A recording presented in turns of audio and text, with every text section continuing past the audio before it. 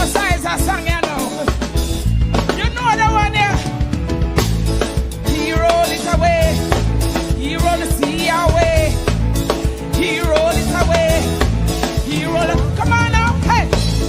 He roll it away. He roll the sea away. He roll it away. When Israel out of bondage came, I see before them lay.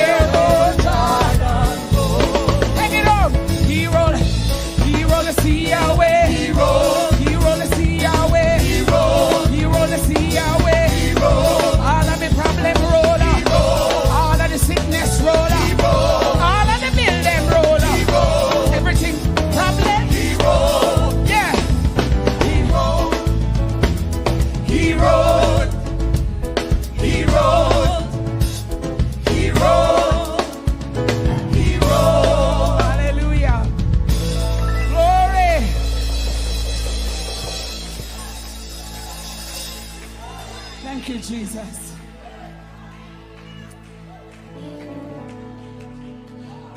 Whatever you face this week, forward still. Whatever mountains come in your way, forward still. Yeah. Whatever, even if you buck out to war, forward still.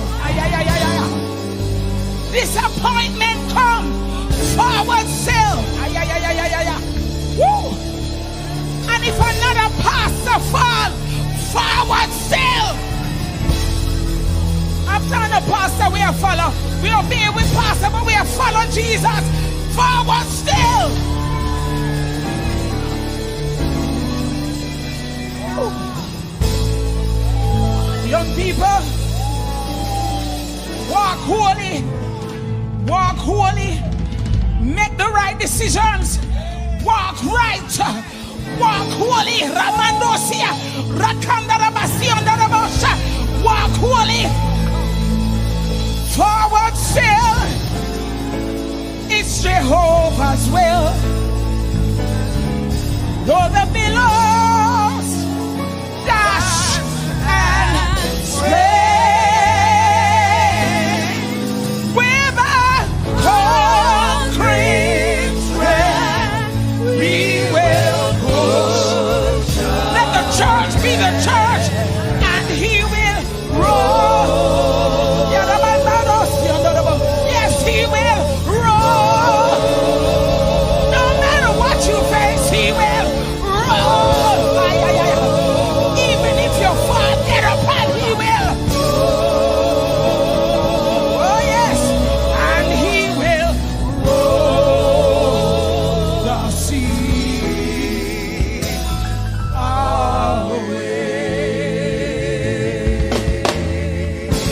Hallelujah.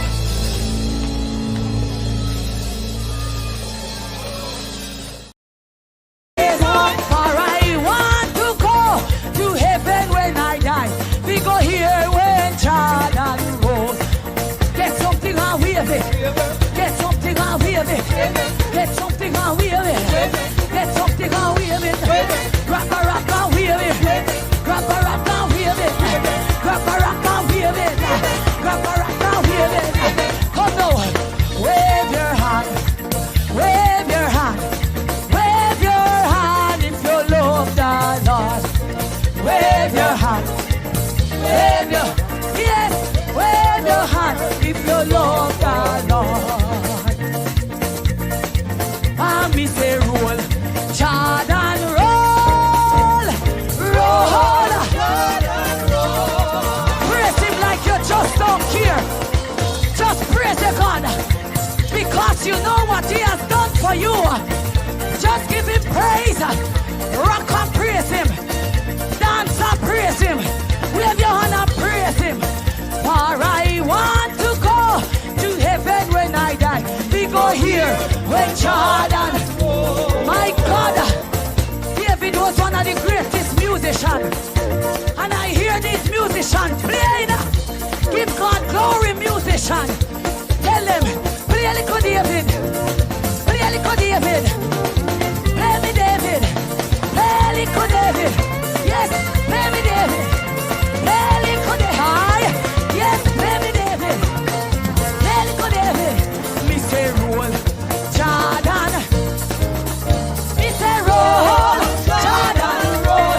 My God, Church of God this evening. God is good. Yes, God is good.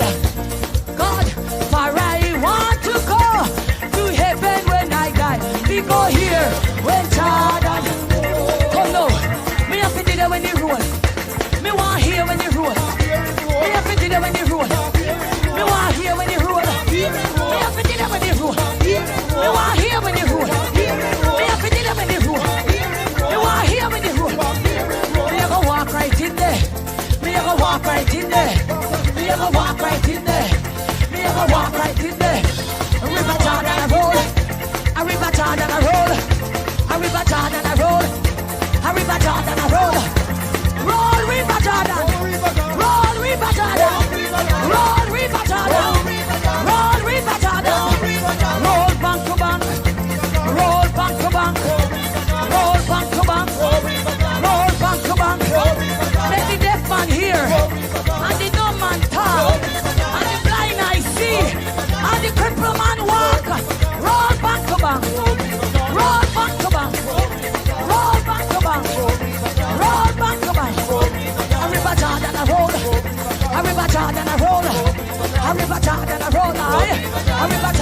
feel like praising him. I feel it when you roll.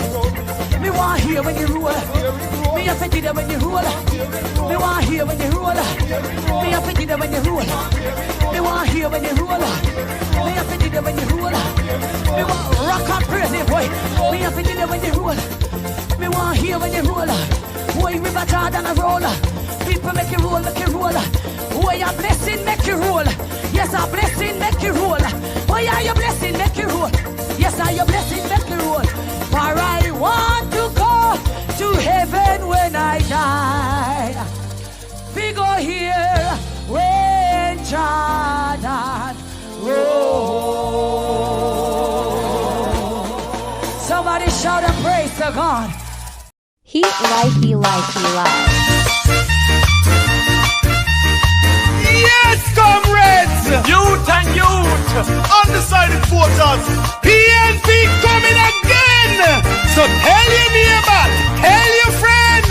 Green man a ride with like mule and I take the nation for fall! But we have a new name for him! What the name? Him name Eli! Bangarang! Oh, we tired of the labor pay! The drive across the bus and the country going down the drain! Yes, we tired of the labor paid. Poverty a bus we shut and we going insane. Why? Eli. At the union for the bus driver. Eli. That's how you hear from every corner. Eli. In name a ring throughout Jamaica. Eli. On a Monday, on a Tuesday, on a Wednesday, on a Thursday, on a Friday, on a Saturday. 2 times on a Sunday. Eli. Hear this. Eli tell we say him a go build up the country. Put money in our pocket and end poverty. Promise the farmer them a go drive SUV. No him touch the bus, him a blame PNP. But Eli is a rookie driver. Him cannot run Jamaica. Him fi go sit down back in the harbour. Him too lion out of order.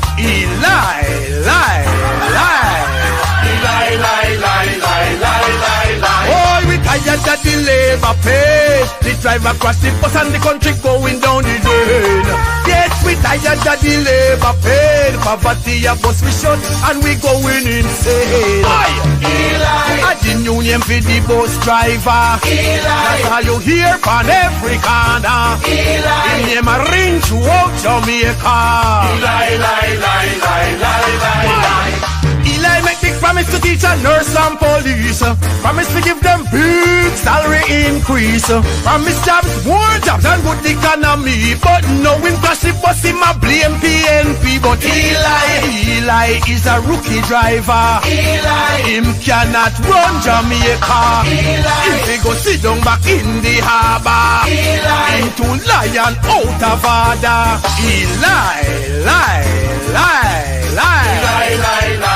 Wanna remember this?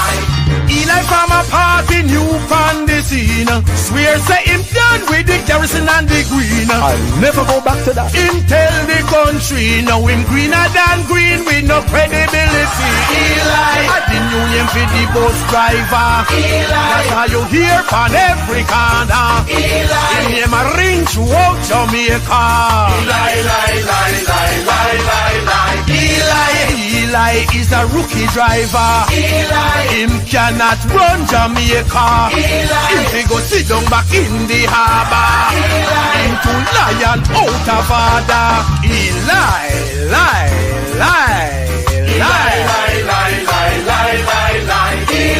On a Monday, on a Tuesday, on a Wednesday, on a Thursday, on a Friday, on a Saturday, 2 times on a Sunday, 1 o'clock. I'm not sorry, I listen to PDTV show. Oh yeah! So many things I did not know. Oh yeah! I tune in from the show. Long in the story. Oh yes! Long in the story. One more time. Long in the story at all. No, yeah. I'm not sorry. I'm not sorry. I listen to PDTV show. Oh yes. So many things I did not know. Oh yes. I tune in from the show. No, me not sorry. Oh yes. No, me not sorry. One more time. No, me not sorry at all. No, yeah. For I want to go to heaven when I die. We go here when Jordan rolls. Get something and wave it. Get something and wave it.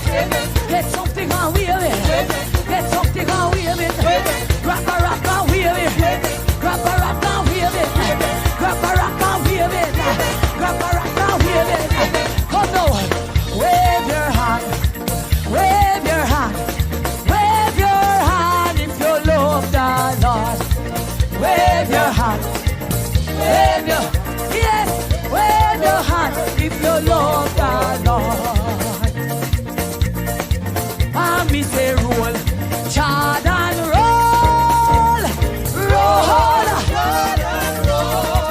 Praise him like you just don't care. Just praise the God because you know what he has done for you. Just give him praise. Rock and praise him. Dance and praise him. Wave your hand and praise him.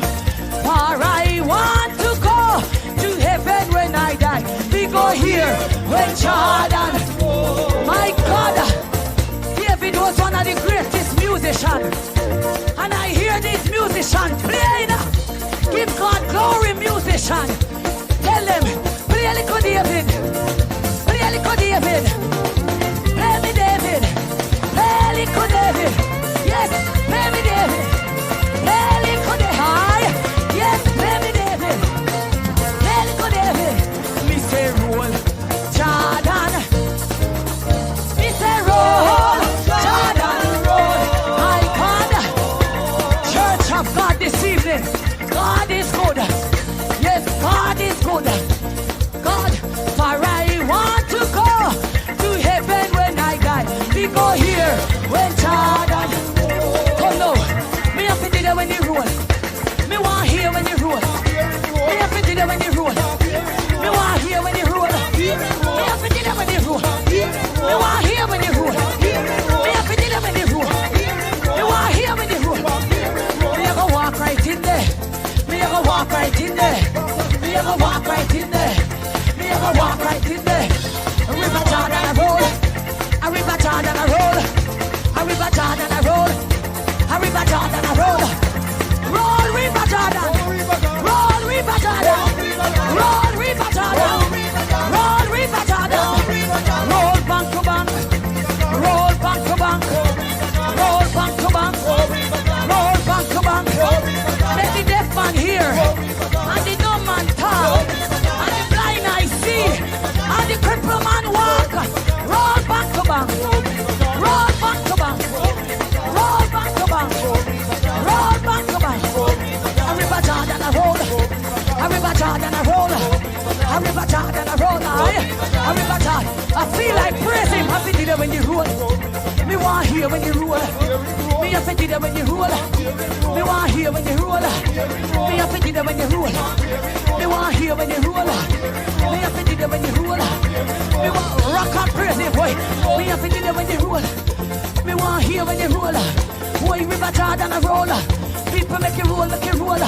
Boy, a blessing make you roll. Yes, a blessing make you roll. Boy, are your blessing make you roll. Yes, are your blessing make you roll. For I want to go to heaven when I die. We go here when Jordan rolls. Somebody shout and praise to God.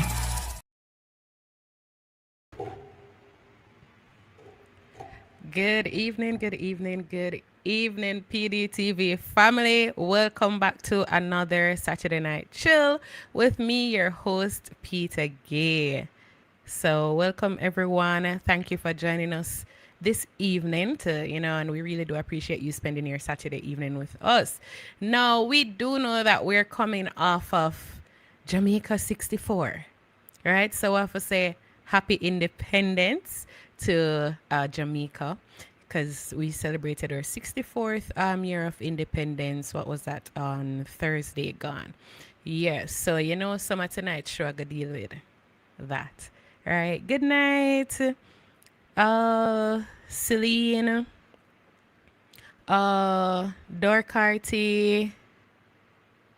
the humble lady, big up on yourself. Everybody from the PDTV family, whether you're here in Jamaica or in the diaspora, I want to thank you for, you know, staying with us.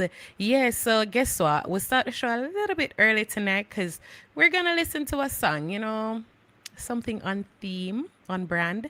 So since we're celebrating independence, I really want to shout out to Yaksta. He and Silk Boss, right? They have this song called For Sale, and I'm gonna just play the clean version for everybody when it. Doreen, big up yourself. Andrea, Yili, or Yvonne, big up yourself. Claudette, must see all I know, win some. Thank you, my darling. Yeah, what at 115 Sweet Lips, big up yourself. Lorna, yeah man, everybody were there, big up and enough blessings. So I'm gonna play that Yaksta song before we kick the show off at 8:30. This is Yaksta featuring Silk Boss and it's called For Sale. I think it's such a bold song. They're saying what many people have on their minds or, you know, on their lips and probably are just too afraid to be open and bold with it. So here goes For Sale. When I listen to it and tell me what I think. I love how the new artists, them, or the new generation still have like a rebel in them and like a fight and like a, you know, like a boldness. So talk about what going on. Here goes. Yeah, man. It's me again, Andre, you know? Lone soldier. Thank you, my boss, Andre. So, Mr. Leader, you want that money you chop already and still a chop? Dorian, big up yourself. You want so much money you can spend? Winnie Fred. Here's a place called Jamaica, heard it's out on lease. Surrounded by the seas with some beautiful trees. Not to mention land sales, investors get the beach. Export goods, sugars, wholesales get relief. If you build the highway, 5 years without fees. It's very marketable, make $1 billion with ease. But we leaders have a sell-out disease. For sale, who I buy? Climate is wonderful, take a look at our skies. For sale, who I buy? Come take a sneak peek, Mr. Jacket and tie. For sale, who I buy? Celebration fan Salary deprived and them selling alright. For sale, who I buy? Create jobs and treat us anyhow them like. For sale, who I buy? Government sell the airport and I say nobody no fly. I pray to Jaja with the tears in my eye. Me say enough of them, they are demon in a disguise. But get a youth, we have a choice. Them not give nobody nothing, so get up. Line donkey say the world no level and a blind and lead blind. If you block you and make everybody cry. For sale, who buy? Climate is wonderful, take a look at our skies. For sale, who buy? Come take a sneak peek, Mr. Jacket and tie. For sale, who buy? Salary they buy, but I'm selling alright. For sale, who buy? Who buy? Bro, fraud, you's a big traitor. Read to your people, dictator. Changes, but your promise should be still wait for. Can't go black and back, band takers. Keep your hopes, Mr. Man, just bring paper. Bread for your float, make we live greater. A true black leader that we been wait for. And the one but we choose for a big failure. Every opposition is a goal. Look what them a do to them a ruin. Nara been pass anything him want do him do. Him take poor people for a fool. Accounts full of like a mill, schemes ban like a bill. Make up bugger them man stash a mill. Sardine and mackerel, poor still like a skill. Out of tin we fi learn how to flash food. Who no chat the truth, one give it attitude. Youth want fly, fry us so go a Guadalupe. Them sell out the herbs that we use, make it baba roots. Bolt run freeway and them rob him one bag of food. Mr. Bro fraud, do heartless like a you. Santa Cruz still on cruise, you a cap a youth. Get the release money and take it make not a use. Blame get a youth when you buy them a bag of shoes. For sale, who buy? Climate is wonderful, take a look at our skies. For sale, who buy? Come take a sneak peek, Mr. Jacket and tie. For sale, who buy? Salary deprived and them selling our rights. For sale, oh buy. Create jobs and treat us anyhow them lie. All right, so that was Yaksta featuring Silk Boss, For Sale, and I just feel like it's such a song that is fitting for the time we're in. It really tells you, what is happening in Jamaica, what we're seeing, a lot of things that people are uncomfortable with and are afraid to speak out on.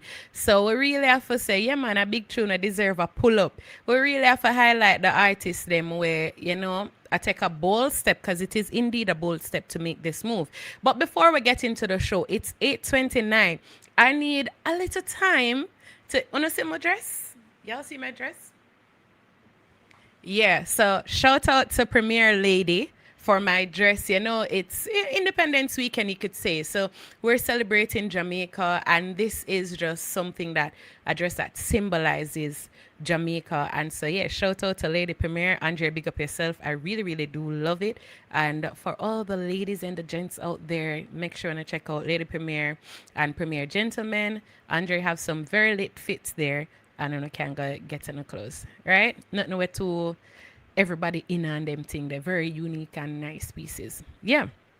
So it's 8:30 and we are going to jump into this evening's show. Once again, if you're just joining us, welcome to Saturday Night Chill. I'm your host, Peter Gay. For those of you who are seeing me for the very first time, I'm just want to thank you for the love and support. But tonight we have some topics that we're going to be discussing that are very relevant, and we've seen them in the spaces as well, the media spaces. So we're just going to talk about some of those and just kind of amplify the conversation and to bring it to real life, right? So the first topic that we're going to be talking about tonight is the silent crisis where Jamaican men are dying, and they're dying in silence. It's a very wonderful. Big up yourself, Donna, big up yourself, Jasmine, Aletha, Alana. I Taylor, big up yourself. I see again, Preston Newman. All right, so pretty much, I don't know if you've seen the media space, but lately we'll see where the suicide rate, there's a little spike, and it's coming from our men. So literally, what is happening is that we have spent generations teaching our men how to be strong in Jamaica. So from boys are young, we tell them, toughen up, man up, don't cry, you don't complain, and you must handle your business, or you must be a provider, or you must be a protector, or they simply just need to always figure it out. And somewhere along the way there, right, I think we forget to teach our men something else. And pretty much, we haven't really taught them that it is okay to not be okay. That strength can also mean saying, I need help. That strength can mean admitting, I don't know I'm going to get through this. And that strength can mean crying. It can mean going to counseling. It can mean calling your friend and saying, brother, I'm really not doing well right now. I'm just need some support. Because tonight I want us to just talk about, something uncomfortable, and that it's the fact that our men are dying in silence. So over the past few days, we would have seen again reports of suspected suicides involving Jamaican men. And just last Sunday, the police reported that they were investigating the suspected suicide of a 33-year-old man in Northern Clarendon. And every time another story like this appears in the news, we express shock. We say how sad it is, and we ask what could possibly have gone wrong. But maybe we need to start asking a different question, and it's to say, what is happening with our men? Because when you look beyond the individual stories that are out there and examine the numbers, there is something here that we cannot afford to ignore, and it's that in 2024, Jamaica recorded 67 suicide cases, and that was the highest number in more than 2 decades. So over the last 20 years, that was the highest number that we've ever recorded. And according to the data reported by JCF, 91% of that were males. who died by suicide in 2024. 91%. So, while Jamaica's overall suicide rate remains relatively low compared with many countries, there is definitely a very clear gender disparity in who we are losing to suicide. So, also, this isn't just like one unusual year either. Between 2021 and 2024, there were 217 of Jamaica's recorded suicide deaths were actually men. So just think about it. We already have, another situation where we're losing them to crime and violence. But then you also have a situation here where we're also losing them to suicide. And the JCF itself has raised concern, about increases in suicide, noting particularly that the number of men represented among those deaths. And we also see where, oftentimes when we talk about these situations, or maybe, yes, while there is conversation going on about mental health, we don't always kind of zone in on it and really take it serious. So sometimes it's always when something happens and this big conversation happens, and then we'll go right back to square one. Nobody talks about it and it dies there. But I kind of want us to just dismiss that tonight as it just simply being something about mental health conversation, and look at the deeper picture. Look at what is really happening to our men in this country. And that's what we want to talk about. What is it that our men are carrying in this country? Because sometimes when we talk about men's mental health, our solution is simply that them just need to talk more. All right, but who are they going to talk to? And perhaps more importantly, what happens when they do talk? What come outside? Because we have to be honest about society and the way we have created it for men, the kind of environment and spaces that we have created for them. When you look at a man losing his job and suddenly him become unemployed, it may feel like him fail as a provider. His relationship falls apart. And then you look and he's dealing with heartbreak, separation from his children, financial pressures, could be even loneliness. And while everybody else expects him to still pick up the pieces and carry on, he's still expected to do all of those things, and he could be struggling financially. Nobody cares about that. He can be grieving, he can be afraid, he can feel overwhelmed, or he can just simply feel like him life will fall apart. And yet when somebody asks him if him good, he might go say, yeah man, I'm good. But, we may really need to stop and ask, are you really good? And what is it that is supposed to happen? If he is not good, where does he go for help? Who does he call for help? Who taught him how to say what he is really feeling deep down inside? And perhaps the hardest question of this all is, has he learned that expressing his feeling is actually something that is safe? That him can actually do this and don't have to worry about what people are going to think about him, or what judgment is to come. And we say we want our men to be vulnerable, I suppose, but who exactly are we really referring to in this way? And is it something that we really want them to do? Because I think we have to examine ourselves as a society and this manlyhood image that we often ask for men to portray. For boys growing up, we tell them, say, big man no cry, a man no cry, and that man must act like man, a man, man not be no jellyback man and things like that. But when you do that, you see something else. So when they grow up, they grow into a man, they don't know how to tell people that they're hurting. And then we have to understand that we cannot ridicule our men for showing emotion and simultaneously complain that they don't communicate. You get me? When we say those things. So we certainly cannot tell men that we want them to be vulnerable and that they must use, and then later on we end up using that same vulnerability against them. We have to decide what is it that we're doing. And if your brethren tell you, say, I struggle, do you listen or do you laugh? Or do we tell him, boss, just forget about that man and change the subject and move on to something else, because what life must go on same way. Sometimes checking on somebody requires going beyond the you're good. You probably have to ask them a second and a third time, or probably ask them one away, and that we'll also have to look at that difficult conversation in terms of how do we actually value or measure the value of a man. Is it that A man's worth is only connected to what he can provide. How much money does he make? What does he own? If he can take care of everybody in the circle, is he successful? Is he strong? Does he have everything under control like he's supposed to? And then we'll look at what happens to his sense of self if he suddenly can't provide and do those things that society expects of him. What happens if a business fails, or the job disappears, or when the relationship ends, or if he makes a mistake? What life simply does, when life simply just doesn't work out the way that you expected it to. So we have to look at how we value our men, and how do they manage their struggles? Are we supporting them? It can't just be simply about telling them to talk. And so I have to look at that in a very real way.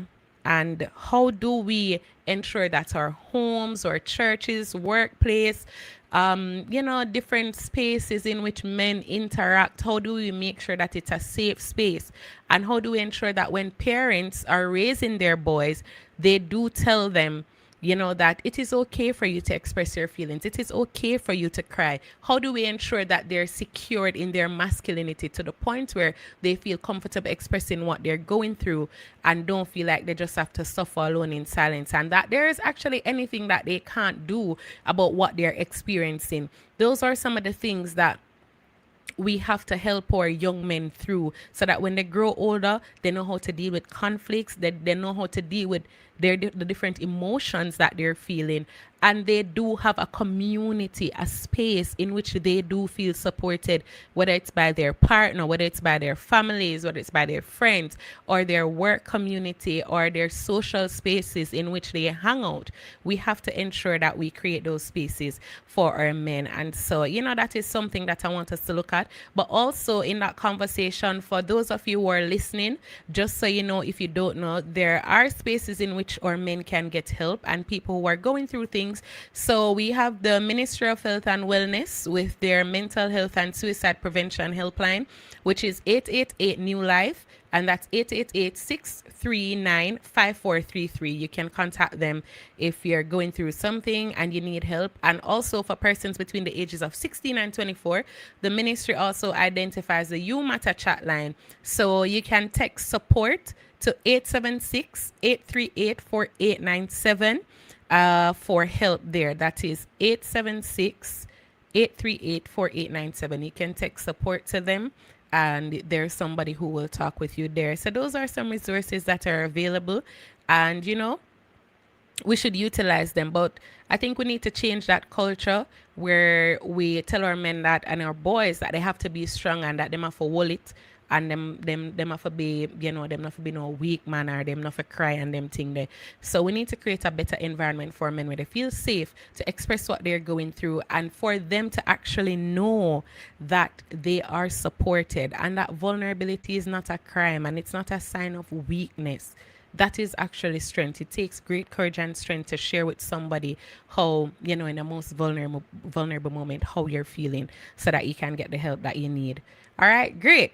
So that's that. Also, there is the topic of Anthony says, one doesn't know what some of us as men been going through. It's not a matter of big man don't cry. If a man is having a problem, he have to cry because we don't know where the problem lies. Okay, great. Yeah.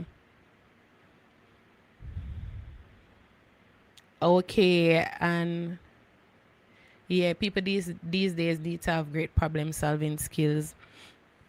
But that is something that we have to foster as well, because some people just don't really know how to navigate the problems that they're having. And that is why school needs to be a place where it's just more than where you go to learn about academia. You really have to teach people how to navigate life as an individual, how to deal with certain situations. That has to be done so that we can have a better space and place for people, Yeah, and so that's that. I also want to talk about, we've seen in the media most recently, in recent days, this digital device addiction problem, and it's a real conversation. It's very topical now, so is it that we're really losing our, children to their screens? What is it that is really happening? What are people saying? And this one is really for the parents like myself. I want us to think about this tonight. So when was the last time we actually checked our children's, screen time? And I don't mean like you just look over and see if them up on YouTube or TikTok or whatever. It's really like going into the phone and looking at how much time they're spending on the phone. Really just checking it to see what it means, what that number looks like, and how much time is it that they're, spending just doing this and doing things that probably don't even really contribute to them, can't contribute to them own development. Teresa, big up yourself. You say your daughter named Peter Gay. Big her up too. So really and truly what we're seeing, right, is that you may have a situation where, some of the parents, they might be worried about whether the child probably smoking, drinking, or getting involved in the wrong crowd, or probably even experimenting with drugs. But we have a situation where a Jamaican child psychiatrist is actually sounding the alarm about something that is already inside most of our homes. That is the cell phone, the tablet, and the gaming console. Yes, the gaming console. And sometimes the very device that we as parents buy for the kids, right? So earlier this week in a Jamaica Observer article, the headline really says stronger than ganja. Pretty much in the article, the Dr. Ganesh Shetty was just raising concern about the level of digital device addiction being seen among Jamaican children. And according to Dr. Shetty, the child guidance clinics are seeing more children presenting with addiction to digital devices than with marijuana-related problems. Now, let us be a little bit clear here. It's not to say that cell phone is medically more dangerous than marijuana. Pretty much Dr. Shetty is just saying that in his clinical experience, problematic digital device use has become more prevalent among the children these days than they're seeing with problems such as marijuana addiction. And Jamaica, that really should get our attention. You get me? So, because unlike marijuana, we don't necessarily see the cell phone or the tablet or the gaming console as a threat. And we really have to ask ourselves, how did we get here? What caused us to reach right here? So what this is now a problem, something that should be, like a pastime or to help children. Really should be helping us to develop, because it's really bringing information at the tip of our fingers. We have access to everything, and it's really connecting the globe, making it a more closer space. It should be used for those things, but we have to start thinking, and examine ourselves as parents. What role do we play in this? Because sometimes it starts out innocently, where the child might get restless and you give them the phone, or the baby starts crying and you put them on. Immediately you turn on YouTube and you have them zoning and watching it just to keep them quiet. And you're probably in the supermarket and you want a little piece, and you give them the tablet and say, go on, I can't bother. But when we look at it, parenting can be challenging at times. And when you have these situations, you probably just say, you need 15 minutes where nobody not call your name, nobody not bother you. But then little by little, the device becomes the babysitter. And you recognize that it's technology taking care of the babies or the children when you need a little break, And before we know it, the child becomes 10, 11, 12, or 13 years old. And they have unrestricted access to the internet. They carry a smartphone everywhere and becomes uncomfortable in a sense. You get me? When the device is not with them. They don't know how to cope without it. They don't know how to manage. And so you really have to ask, when did it really become a problem? Or maybe there was this one dramatic moment where you never did just pay attention to. Or maybe it just happened gradually over time. Their sudden dependence on it to cope, to get through life, to be quiet or be controlled, led to this addiction problem. And when we look at the data, what is it saying? It tells us that this isn't just a problem in Jamaica. it's a global conversation, when we look at what WHO is saying, which is the World Health Organization. They conducted a research which looked at about 280,000 young people across 44 countries and regions, and it found that problematic social media use among adolescents increased from 7% in 2018 to 11% in 2022. And that caused that now, when we look at it, it's more like an issue where you see an increased use in teenagers being on TikTok and so on. And it's not that you're bashing these things, it's just what the data tells us, they're the way in which they're using social media. And we're talking about their difficulty in controlling how they use it. They're neglecting other activities that they need to do that are critical to their growth and development. And they just continue to do it despite the negative consequences that might come. That's what we're talking about. And also, they've raised concerns about the excessive social media use and its relationship with sleep, physical activity, school, relationships, and mental well-being. So here in Jamaica, there's a recent research commissioned by the government that found that Jamaicans under 24 spend an average of around 6 hours per day on social media. That's pretty much an entire work day, right? And and then you think about what that 6 hours might represent. So we'll look at that 6 hours. We're talking about it takes away from their sleep time, the time that they're supposed to be doing homework, doing some physical activity or engagement, whether they should be reading or having family interaction time or just, engaging with people and their community. It takes away from all that. That's what we're seeing with the data when you look at what is happening. And because maybe we've forgotten that boredom is actually a part of childhood, as soon as them feel bored, them take up them tablet, them take up them phone, or them just go and play a game, because that is how them feel like them can handle that situation, or them can not be bored because it's something to do. And sometimes that's where it starts, so it's where children figure out what to do, what not to do. Is it that them are go draw, them are go read, them are go outside, them are going to play games like we used to play. We used to play Dandy Shandy. We used to have Butter Pancake. We play marble. We played elastic. Played car cover. We make truck and bus and all type of things out of box, juice box. What is it that we're going to do to ensure that they're, interacting and staying in touch with society and real life situations? And then we'll look, should we really ban social media for children under the age of 16? Something that we kind of see the government pushing towards. How relevant does this conversation become? It's something that we have to seriously look at, whether or not we want to continue with this. So we really have to ask ourselves, how do we move forward? How do we ensure that our children are raised in a society where they're not out of touch? And if they're using technology, how do we ensure that they're using it to their own advantage and for something that can develop them as an individual? That's what we're saying. They say, should that old for no Dolly House and Dandy Shandy? DJ Rage, you're asking if I'm that old? Yes, I'm that old. I do know about those things. The Midland says, I quit social media when I spent more time on it.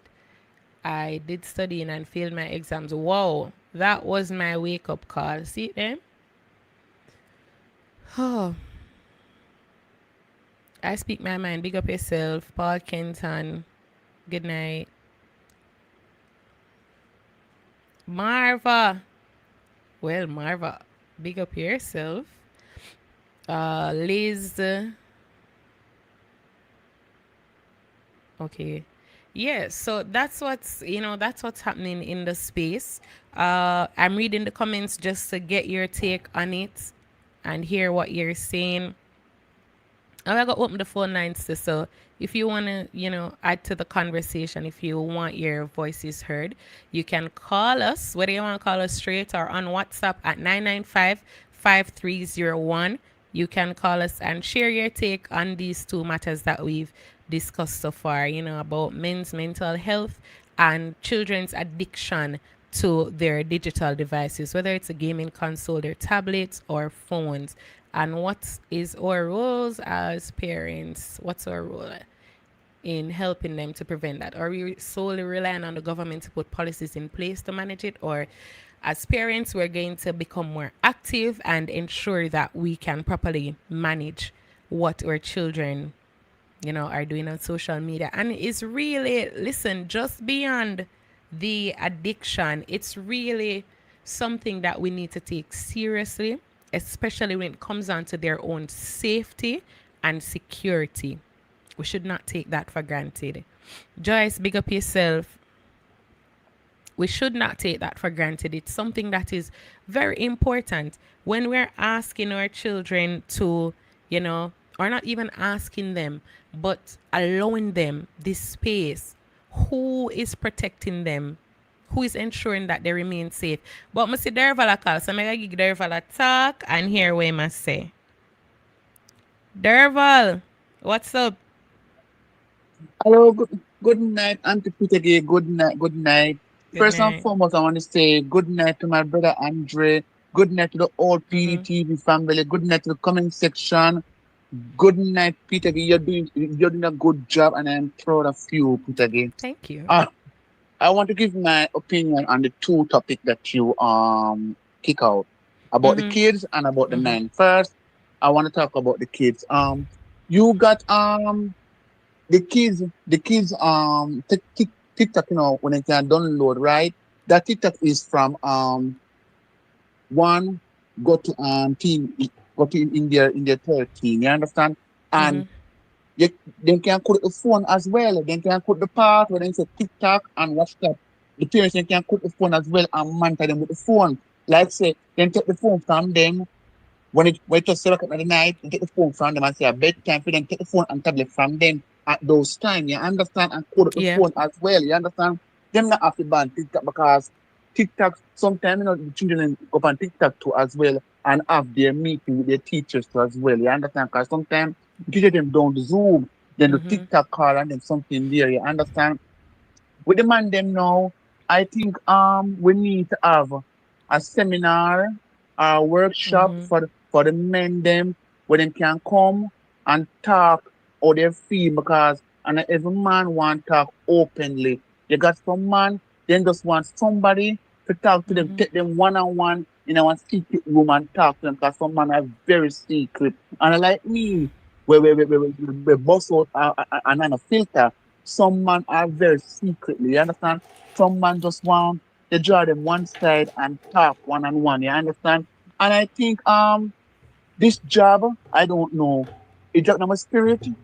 I'm I'm want to say to my brother, this job is for Andre. I think Andre need to launch a program where we have a seminar or workshop for the men them where they come in and then talk them problem and Mm-hmm. those stuff. You understand? But seminar and workshop come with sponsor. So I'm calling if anybody want to come on board to sponsor Andre with the workshop and the seminar, feel free to contact PD and spend time with it. You understand? Yeah. Because it just on my spirit, When me hear you talk Peter Gay, right away it just on my spirit and say, and my brother Andre had the right to take up this banger because Andre, I carry so many burdens. I carry the burden for the mental people, the burden for the woman them, the burden for the man them, and the burden for the kids them. You understand? So Andre's the right Mm-hmm. person to do the seminar for the man. You understand? But I am calling on Jamaica National or anybody, even people from the People National Party or anybody who can sponsor him, you understand, Mm-hmm. sponsor the venue, so you can have because this seminar is not a 1 day seminar.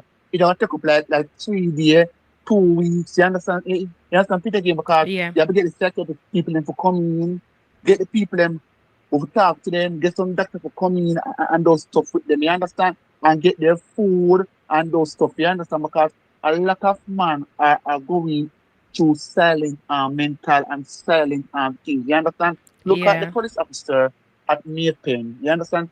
We don't know what he going through at his workplace. Maybe all he said something when not to say and then take him life and those stuff. You understand? So we need to look at that too as well. And you understand, there are many things in the country that man are going through, but man don't want to talk. You understand? So Peter Gay, continue to do what you're doing, and I'm so proud of you, and I know that marketing proud of you. Me know Thank you, my watch, brother. in my watch, when in my watch, I've been also the whole of my watch, and I'm proud of you. Peter Gay, continue to be Thank the girl that you you. be, and stick with Andre, and stick with Feeding TV, and you'll be a better girl. May the Spirit of the Lord bless you and cover you in blood. And I love this topic. I am here sitting down with my milk and I'm learning a lot. You understand? I'm learning a lot from this topic. Big up self Peter Gay. You know, Thank you, my said brother Derval. Derval. You know, Derval love you. All right. Yeah. Yes. Art, I love my Big brother up. every time. Big up yourself. Yeah, Thank man. you. Big up. Yeah, man. Go and You're enjoy the welcome. night. All right, so that was Derval, and I must say that's such a refreshing, perspective. It's good, and I'm so happy that we got to hear from a man. But we're gonna go to the break, and when we come back, we have a special guest who will be joining us this evening, just to share her journey since 2016 with us as a mother and some of the challenges that she is facing, just to co-parent in a peaceful way with the father of her child. So we're going to be creating a space for her to come in here and share her story. We know say enough mother go through this, and enough even fathers too on the other side of things. So we want to create that space. We're going to take a short break and come back where Michelle will be joining us.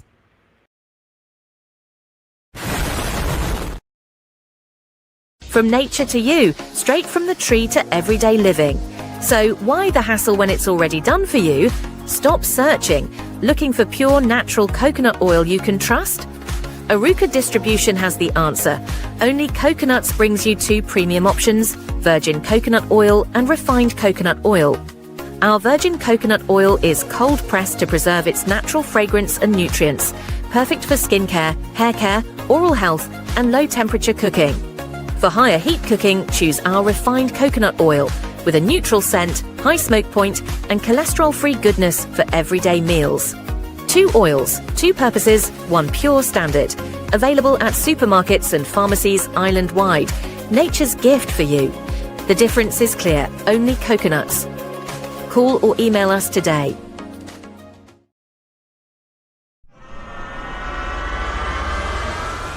Turn your creativity into cash.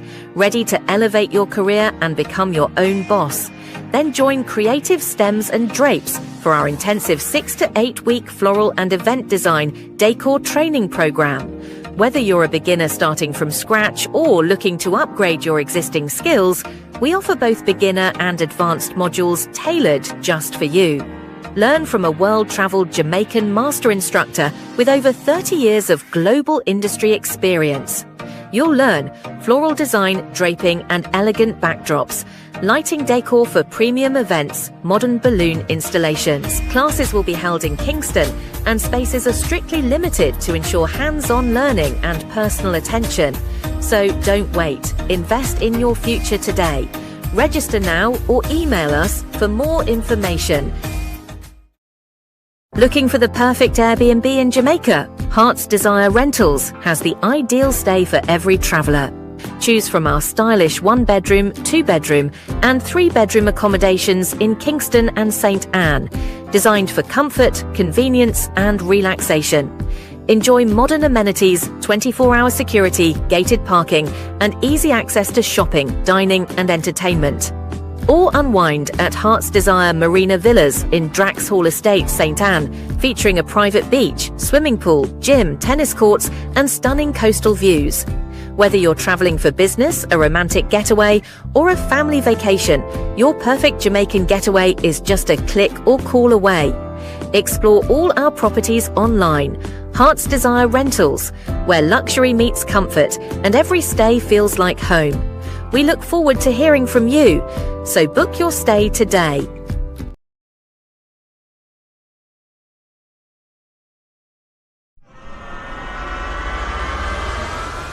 Turn your creativity into cash. Ready to elevate your career and become your own boss? Then join Creative Stems and Drapes for our intensive 6 to 8 week floral and event design decor training program. Whether you're a beginner starting from scratch or looking to upgrade your existing skills, we offer both beginner and advanced modules tailored just for you. Learn from a world-traveled Jamaican master instructor with over 30 years of global industry experience. You'll learn floral design, draping and elegant backdrops, lighting decor for premium events, modern balloon installations. Classes will be held in Kingston and spaces are strictly limited to ensure hands-on learning and personal attention. So don't wait. Invest in your future today. Register now or email us for more information. Let your taste buds experience the ultimate satisfaction from PD Kitchen and caterers operated by Jamaican finest chef Andre Stevens, who master his skills by hand-selecting the finest herbs and spices used in every dish. PD Kitchen and Caterers offers take-out lunches Tuesday to Thursdays. You can pick up your orders or take advantage of our delivery services. We also offer the best catering services right here, right now. So enjoy our luxury setup. Exceptional cuisine with lots of varieties from cocktails to wedding, graduation, birthdays, repasts, corporate events, and more. We are here to serve you. Every food is freshly made on site to satisfy your cravings and make your palates asking for more. Email us at pdkitchenja@gmail.com or find us on Instagram at pdkitchenja or contact us at 876-865-4587 or 876-426-2281 and experience the ultimate satisfaction. All right, welcome back. And for those of you who are just joining us, welcome to Saturday Night Chill with me, your host, Peter Gay. I know I did promise you that when we come back from the break, we will be joined by Michelle to share her story, in terms of co-parenting with her child's father, and just to let us know what has been happening and to see if we can use this space to shed light on the situation which we know other parents are experiencing, and to see how best we can get her some help. Now, we're going to give her some time to get situated and then join us. But in the meantime, seeing that we're still in the spirit of celebrating Jamaica's independence, we are going to head to our Pause for Thought segment. And for this Saturday Night Chill, we're going to be featuring, just looking at the work and the legacy of none other than the Honorable Louise Coverly Bennett, otherwise known as Miss Lou.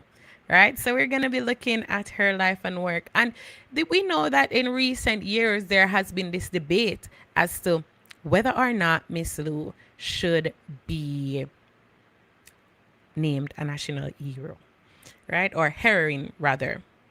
Yes. So when we look at the conversation, we hear oftentimes, I think when we talk about who should be a national hero, it may come in the context of, is this somebody who has fought some political battle, or they were a part of a revolution, or, there were some disruptor in some sort in that case as it relates to us fighting for something. But I think when we look at it, are there other ways in which people fight? And that should really be considered when we're talking about who should be named a national hero or heroine, right? Because when we think about it, the conversation, we'll have to look, what about the people who helped to liberate the Jamaican mind? Yes, they can fight for freedom from slavery, but what are we talking about when we're talking about Miss Lou in this context? And I think her legacy that she left is something that is so rich that we should not ignore. And in today's day and age, we're still having conversations about whether or not patois should be recognized, as an official language in this country. Where can we use the language? We're still having those discussions today, and how people view people who actually speak. use a Jamaican Creole or patois when they're speaking? Does it define your class? Does it define who you are, what you're capable of? We're still having that conversation.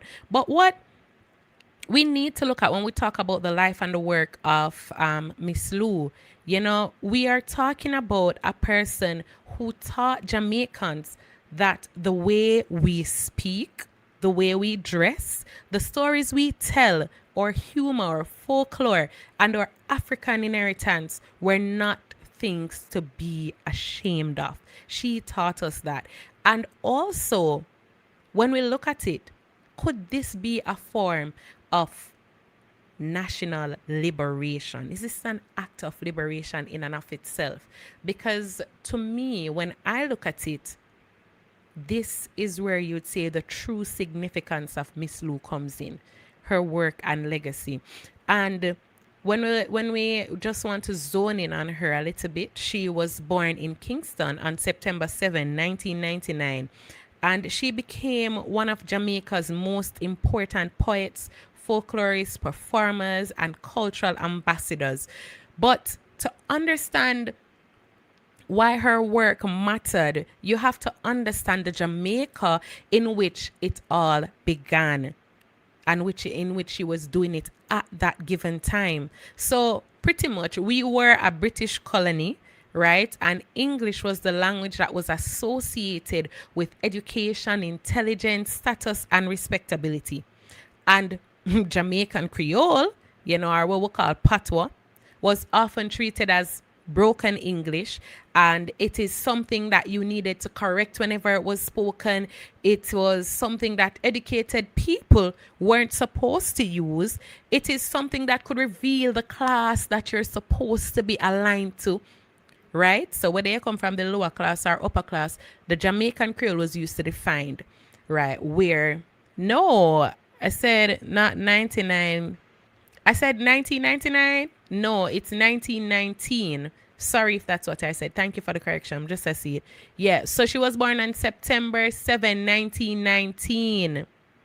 No, man, I was talking about when she was born.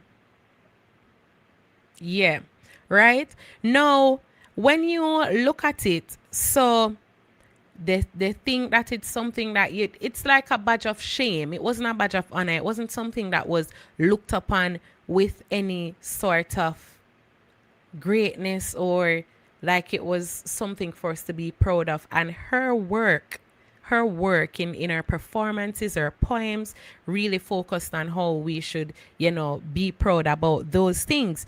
And then when we look at it, for, many Jamaicans, it was sort of, carried like a shame, as I said. And then she did something extraordinary. When Miss Lou wrote, she wrote in it, she performed in it, she put it on the radio, she put it on the stages for everybody to see. She took the language of ordinary Jamaicans and demonstrated that it could carry poetry, humor, political commentary, history, and sophisticated ideas. And it was not just something for the lower class or the poor man, right? And she basically,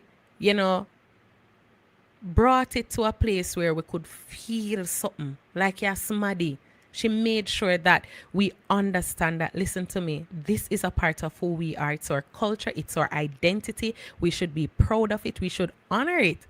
And we should accept it. Right? So imagine her making that statement at that time, back then, when we know say it was literally a form of rebellion. It was literally a form of advocacy, a form of revolt, right? Against what our colonizers taught us that should be accepted as the standard. She helped us to change that. And she basically make us understand, say, there's nothing wrong with the Jamaican voice. Yes. And somebody talked about ring ding, yes. And I can tell you, one of my favorite poems is that one, The Scholar, where she said, "Good morning, teacher. How is you? My name is Sarah Poole." And that poem, I learned it in school. Well, I don't know if them still teach kids those things in school. I genuinely don't know, but that was my favorite. I think I learned it like about grade 2 or 3 while I was going to primary school. I learned that poem and it stick with me same way. Like that's one of my favorite Miss Lou. But you know, and I think today we should not take that for granted, the work that she had to do. Now we see where Patwa they all about, you know, it then our music, it's them have it in a ads, it's on social media, it is used by international artists, people from all over the world.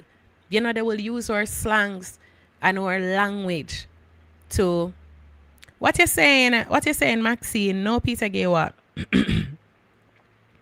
What you're saying no to. So, you know, pretty much it's all over the world. And we see it when a campaign time for politics, election in Jamaica, or politicians take it on, you know. Yes, we cannot speak it in parliament without, let us be clear, in order for you to speak the Jamaican language, Jamaican Creole or Patois in our parliament, you would have to ask for the standing orders to be suspended to do that. So it's not that you can't use the language in parliament. It is a case where you have to seek permission for the standing orders to be suspended in order to use the language. And I really feel that that is something that we should get rid of in today's day and age, in 2026. You know, we see it in New Zealand. They're people who you'd call indigenous people. They're allowed to speak their language in the parliament. It's just that they're not allowed to do something which they call the haka, which is a form of protest or revolt.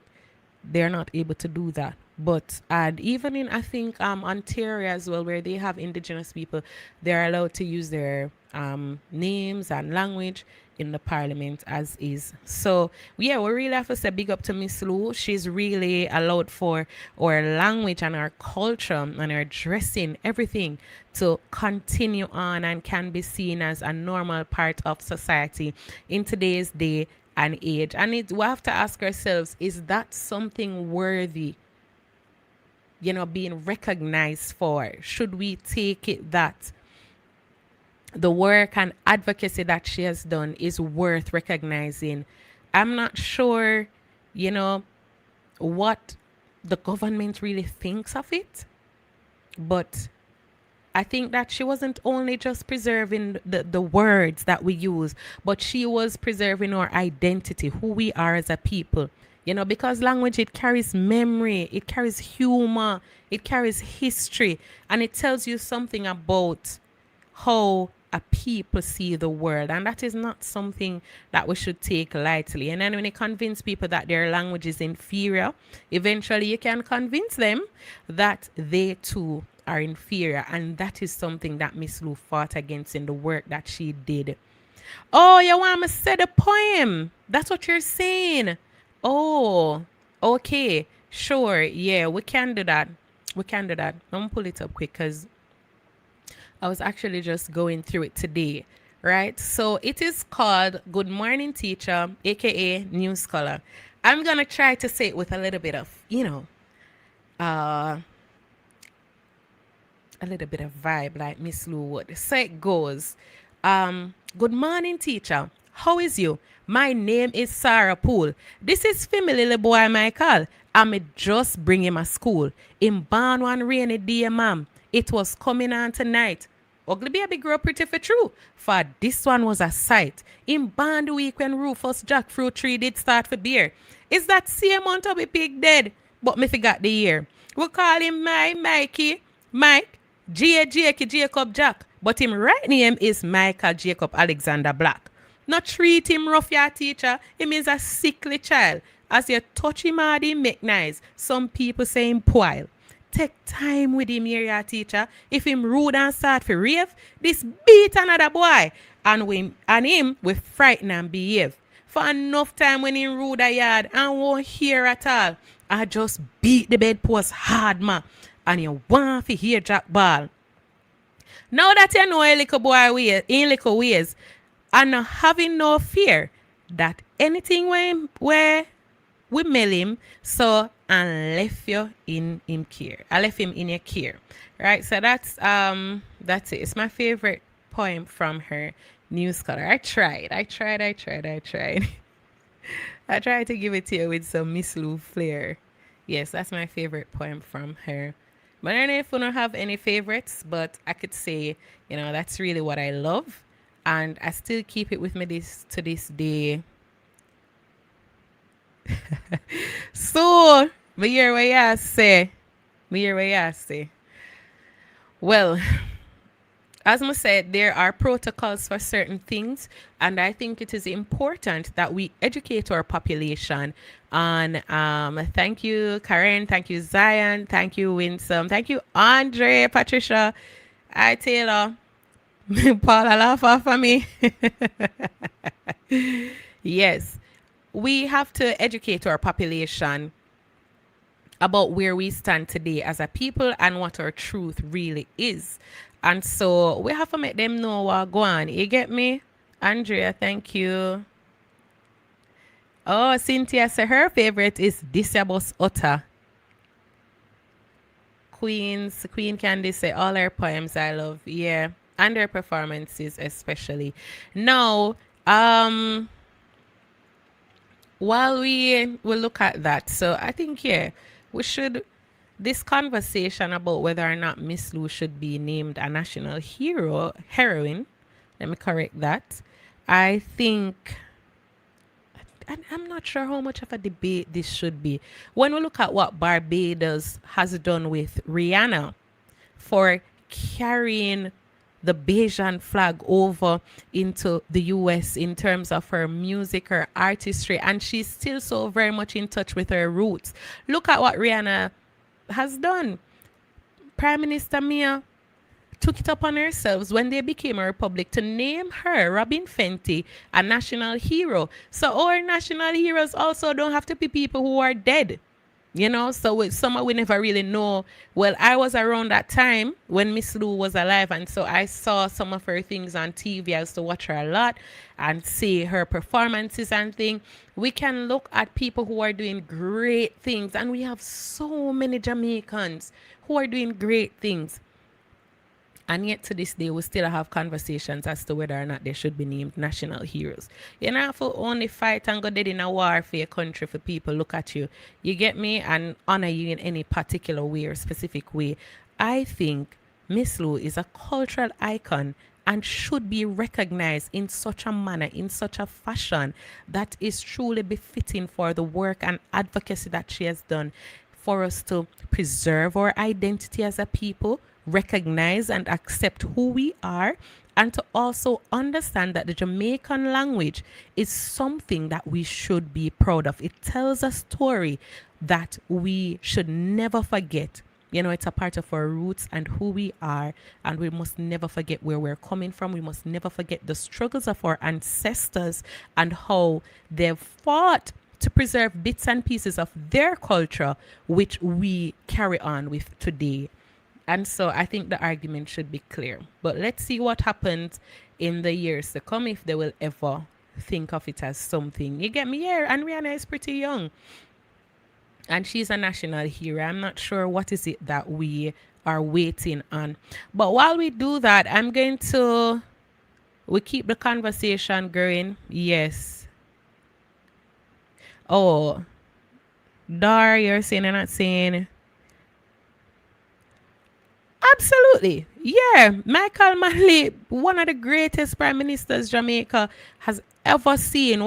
When you talk about a transformational leader, the name Michael Manley is synonymous to that. You can't talk about a transformational leader that Jamaica has seen. I don't think we've ever seen one greater than him, since our independence. And that is true.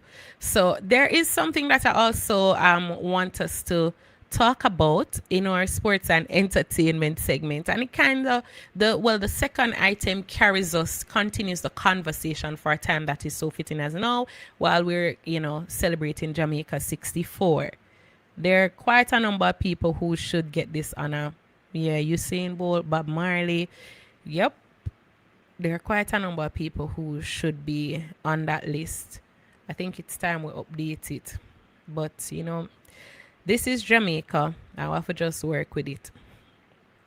Now, in our segment for sports and entertainment, I'm going to speak on something very briefly, which has, it's a little bit controversial in a sense, and it's really been making the airwaves in terms of what we saw happening with Elephant Man and the videographer Darian at Dream Weekend Yush event, right? And you really have to ask yourself, when does entertainment become humiliation?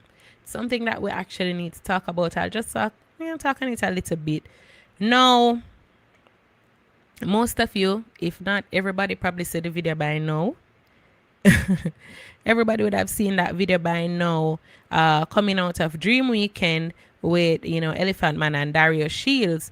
I won't talk on the other gentleman because I see I don't know if he was coerced or that's just what I'm genuinely feel, where he made a video supporting Elephant Man and saying this is something that has happened. But for at his age and stage, nobody should be hauling and pulling him and flinging him off on no stage like that and call it entertainment. I don't think that's right. But I want to speak specifically on what happened with the videographer, right? Elephant Man. We know VIP, I know blood clot here. Just to back up like anything, tell them. Government, move. Your blood clot. Move. Your blood clot can't show me, you put the wall, you. Broke like that, what are we broke? What can go so? Well, Elephant Man has said that this is all a part of his performance and that he meant no disrespect by it. And after the incident, he came out and said that. And some people are saying, I saw LSD, I saw him been a perform for years. But here's my question to you tonight, right? Does something become acceptable simply because you've done it before?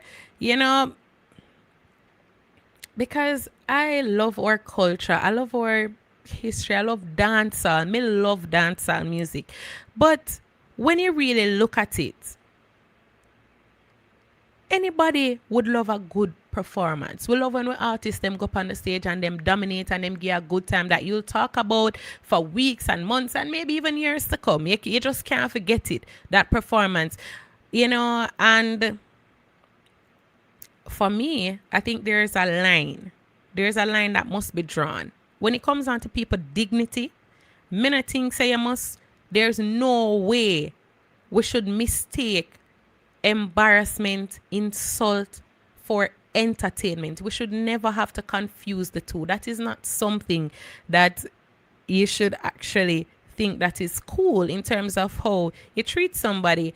And Dario was not a patron at the event where you call up on stage and you say, all right, I want you to form part of my performance and I go do this and you need to be all right with it. Exactly, Taylor. The man never knows say my part of the performance. You get me? And then you're going to hear say, you must just be cool with it. And then the comment he made after doing what he did to the gentleman is just most degrading and disgusting and nasty. And then, the video man, Dario, or videographer, has, came out and he said that he was simply just trying to do his job in capturing the performance. But we have seen where his attorneys, would have written and they've stated that his equipment was damaged and they've asked for a public apology. And they've also indicated that they'll be seeking legal action, further legal action to be considered. So you put yourself in that man position. Or you're there work, I do your work, you carry your tools, them and you do your thing and you pay enough money because don't think that those tools are cheap. And then suddenly a man just tell you, say, well, you're not even tell him after you know say you're part-time performance package, right?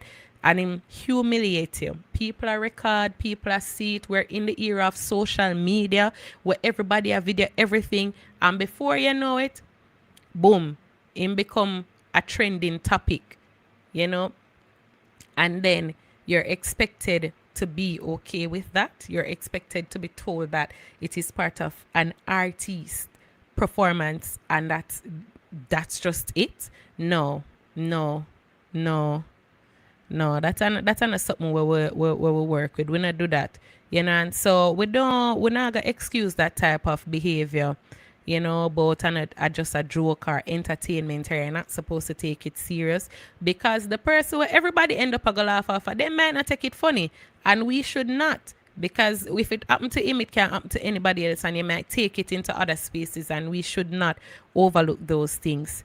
The other thing that we want to look at is yes, Winsome. Elaine says, so him, of course, him rude and out of order. I mean, whatever it comes with, he should just withstand it and, deal with that consequence, because it is what it is. Now, the other thing that we want to look at befitting of this week's discussion is, I don't know if guys know Claus. He's a TikToker. He's from one of the 21 families, but I would say he's an advocate, and he's been somebody who has been very vocal, who has decided to use his platform to highlight some of what is happening in the country, and to also share his opinion on what we're seeing.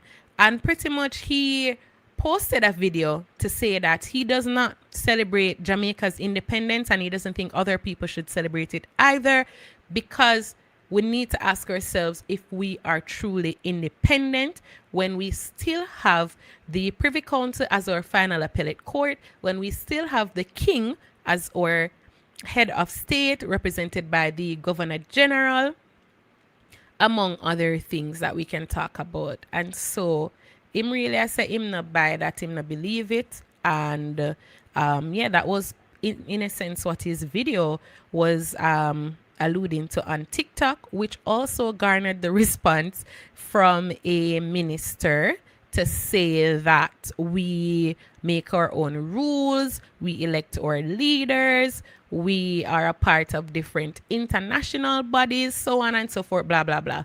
So pretty much love, Raquel said love class. Yes, Rose, yes. So pretty much he was trying to justify that, or to say that what he's saying isn't so, because we have these things in place, right? So yeah, I think we can play Claus's video from his comments. There are two videos. One where he did an interview on CVM responding to the minister, and there's also the original video that he made stating his position, which I also agree with.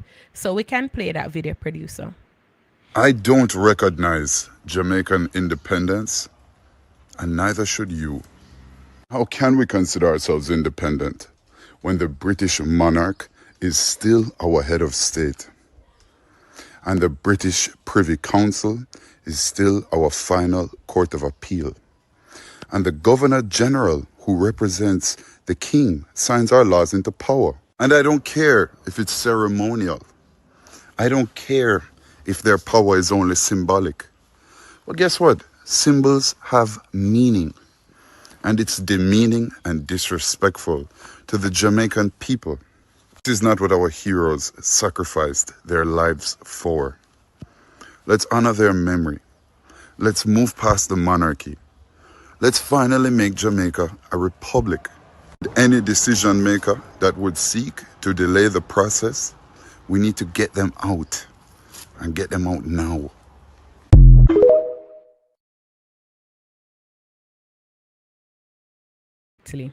You've heard him. So the truth is that, whether or not we want to agree or disagree with him, I think the important point is that there is some substance, and a lot of substance actually, to what he's saying. The truth is that whether you might say the tone might be a little bit too strong or whatever, the fact is, right, 64 years after independence, can we say we've gone far enough? And we've made tremendous strides since 1962, all of that jazz. We govern ourselves, we elect our own people, yes, we make our own laws. However, how much farther can we go?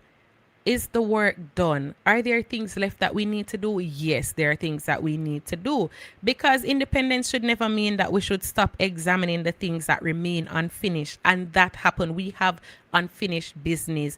You know, we need to understand that there are many Jamaicans who will never be able to access the Privy Council. Enough people cannot acquire a UK visa. They'll never be able to meet the requirements for it. And those are some real challenges that we face, or people face. Now you have the CCJ. What of them want to make it a fear-mongering case to say, oh, there might be biases or whatever? No, we know Jamaicans. Look at the Shanique Mary case. She went there and justice was served. We know our people will be easy, way easier for them to access the CCJ than it will ever be to go to the Privy Council. So why is it that we want to have a court that our people will never have access to? Why is it that we want to have people leading us who don't even want we in them country more so? You know, them not really want to have nothing to do with it. Why do we still have the mace in our parliament that represents the king? And if the mace not there, the parliament can't keep. What is that in today's day and age? Those are real things that we have to contend with. And why is it that we have a figurehead, where you want to call it ceremonial or not, in the Governor General that represents the king? Is that something why we still want to tie ourselves to our colonial past, the remnants of slavery and the legacy? Why do we still want to associate with it? And is it that the government is deliberately delaying these things? We have to ask ourselves, why is it that the process can't happen if it for happen? They might tell we out of them mouth, say yes, they want it for happen, but their actions, is it aligned? Is it aligned to what they're saying? We have to ask ourselves them questions. And in whose interest are they acting? Why is it that if we're going through the process of becoming a republic, we need to only focus on one segment type, but we can't do the next thing? Oh, so we're going to remove the king, but we still going to keep the court? Is it that there are people here with the title of KC who wants to keep it because it's of some prestige? We have to ask ourselves those questions.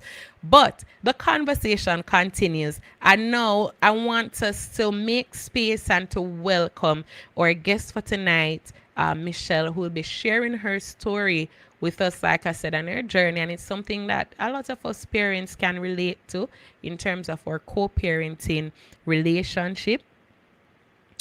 And just to see how we can get her some help. I don't know. Let's hear her. I want to create the space for her to just tell us what that story and journey has been like since 2016 to now, and how we can, help her in advocating. So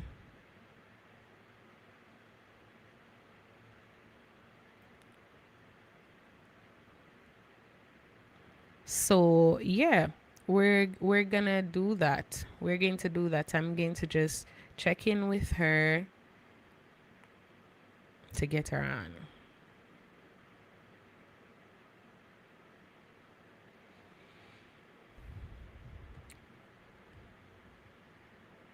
Bobby says, why should we get rid of the monarchy and bow to the US? Isn't that the same thing, Jamie?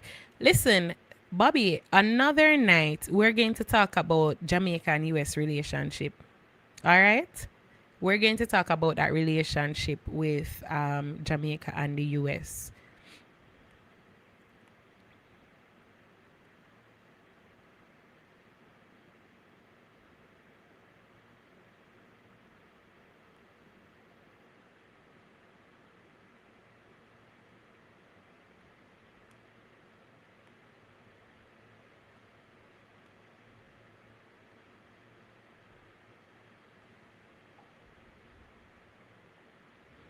Yes, Georgia. First of all, they can't even pay. Enough people can't pay one lawyer for go Privy Council for them.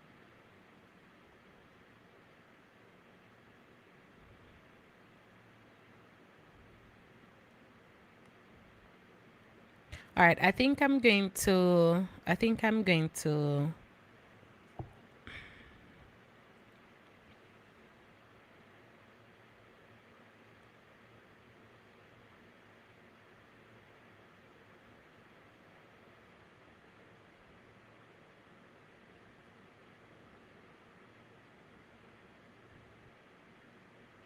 hold on.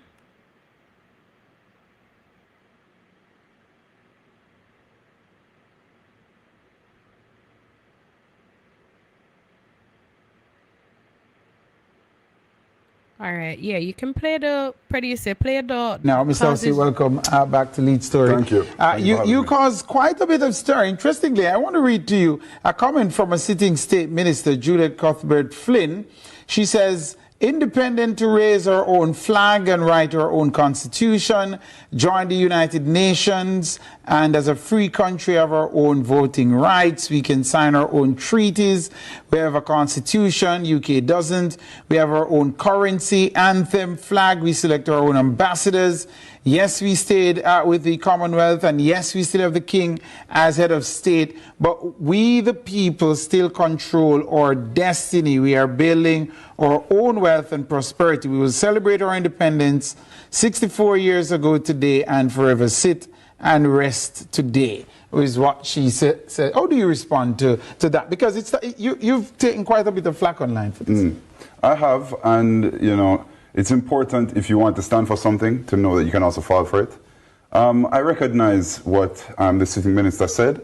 I agree with what she said, but it also doesn't change the fact that symbolically or not, the monarch and the king is still our head of state. Our final court of appeal is not a court that's made up of Jamaican judges or even Caribbean judges. It's made up of the former colonial Judicial Committee of the Privy Council. We still have the Governor General. Even colloquially, we still refer to government land as crown land.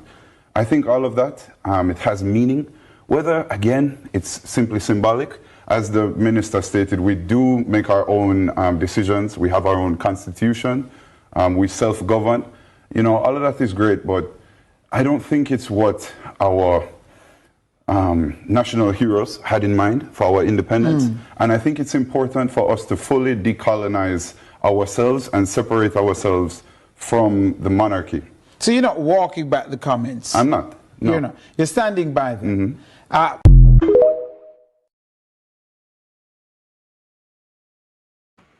So that was Claus. Very brave of him. I want to say shout out to you and continue, you know, advocating and just shedding light on what is happening in the country.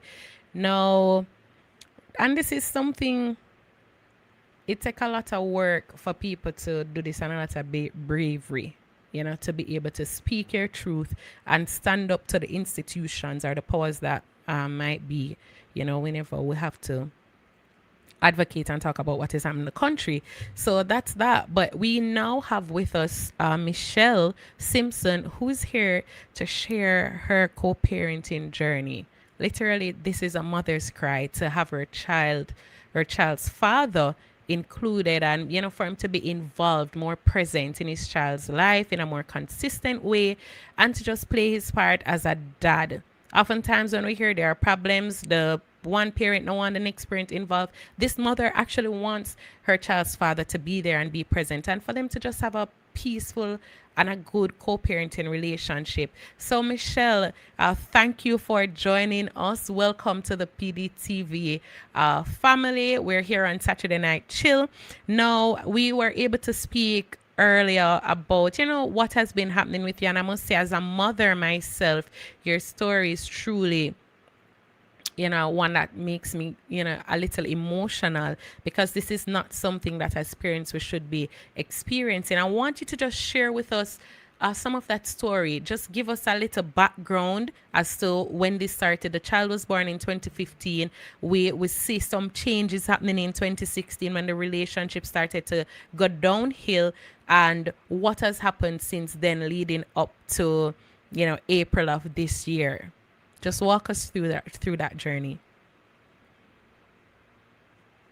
We're not. Oh, you're unmute yourself.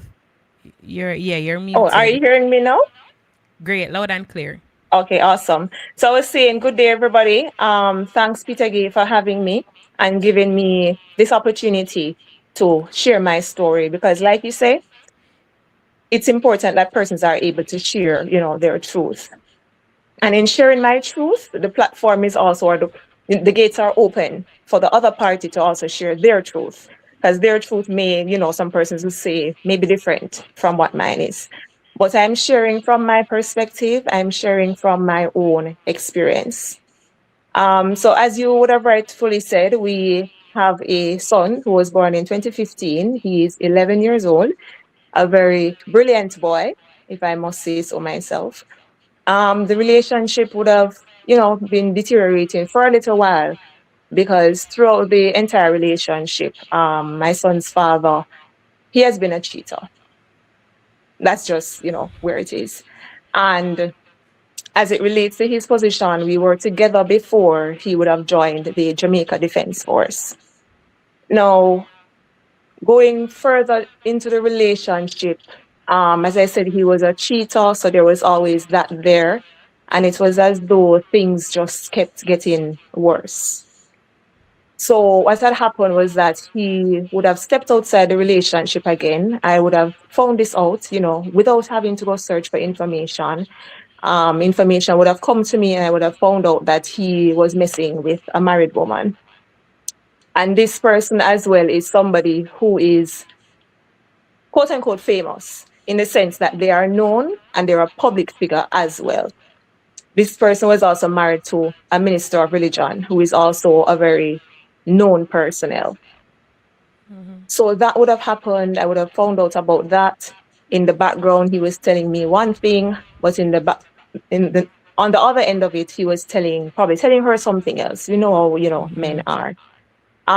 This is somebody that he would have met on an overseas escapade, so to speak. He was sent overseas for training or to represent Jamaica, and he would have met her. He would have introduced me to her.